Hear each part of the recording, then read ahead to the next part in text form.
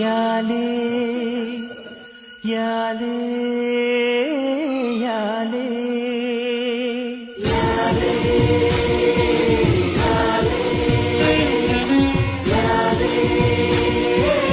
ಯಾಲೇ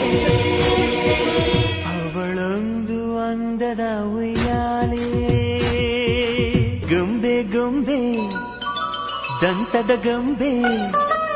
ಹೆಜ್ಜೆ ಇಟ್ಟರೆ ನವಿಲಂತೆ ತುಟಿ ತೆರೆದರೆ ಗಿಣಿಯಂತೆ ಆ ನಡೆ ಚಂದ ಆ ನುಡಿ ಚಂದ ಆ ನಗು ಚಂದ ಆ ಗುಣ ಚಂದ